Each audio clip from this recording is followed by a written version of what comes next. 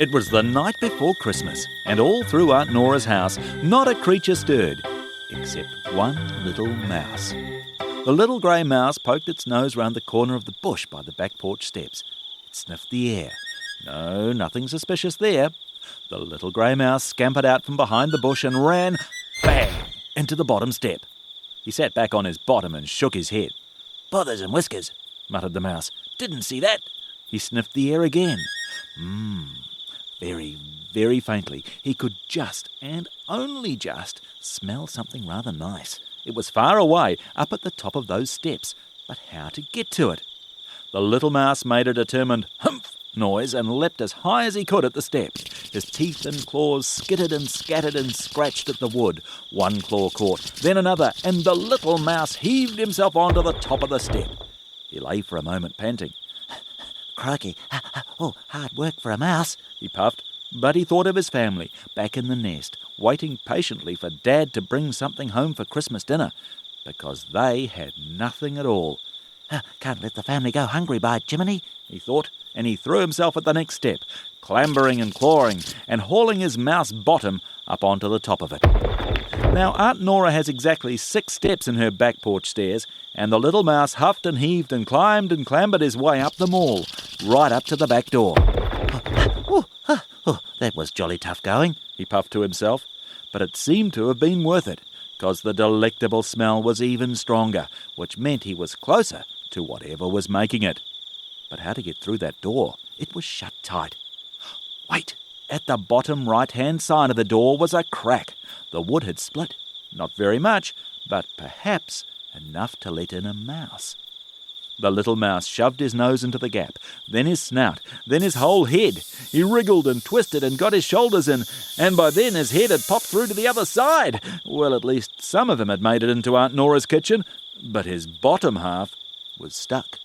He heaved and squirmed, twisted and writhed, stretched and flexed, and maybe it was all that, or maybe it was because he hadn't eaten for quite a while and he'd gotten quite thin.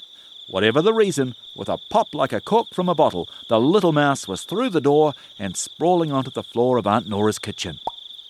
Now, once or twice the mouse and his little family had dined on some sandwich crusts left on Aunt Nora's outdoor table in the backyard, and once they'd scoffed a couple of bites from a cake that had fallen from a windowsill where it had been left to cool. But never, ever before had the little mouse ventured all the way in to the kitchen. The smells, the delightful fragrances of all sorts of food, and best of all those smells was the aroma of a cheesecake. The sort of cake that little Mouse's parents had told him stories about. The sort of cake that other mice said was just a rumour, nothing real about it. After all, no one had ever seen one, had they? "Well," thought little Mouse as he scampered about the floor, desperately trying to track that smell down, "this little mouse is about to not only see one of those cakes, but eat it." Then, as his eyes got used to the darkness in the kitchen, he made it out. Sitting on a low shelf and half covered with a cloth was a cheesecake that Aunt Nora had baked that afternoon and left out to cool. "Oh, yes, yes!" cried little Mouse, running forward. And as he was just about to sink his teeth in for a glorious bite, a voice said, "Well, well, the night before Christmas, and a mouse runs right in front of me. What a delicious present." It was Harry the cat, lying next to the cake. The little mouse had been so excited that he hadn't seen him. Harry's paw quickly came round and scooped him up.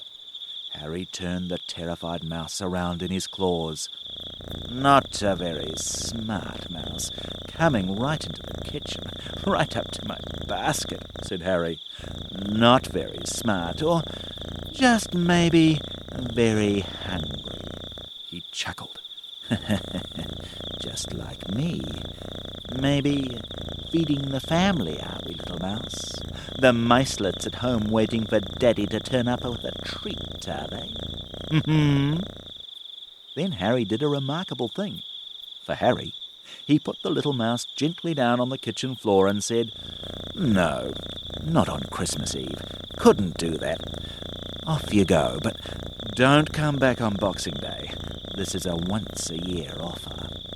The little mouse, shaking so hard he could barely run in a straight line, had just reached the crack in the door when Harry called out, "Mouse!" The little mouse stopped, shivering, and turned slowly around. Harry had ripped a chunk of the cheesecake off, just the right size to be squeezed through the crack in the door. He batted it across the kitchen floor to the little mouse. "Here, for the family. Tell them Merry Christmas. Have a good day." And the mouse family did.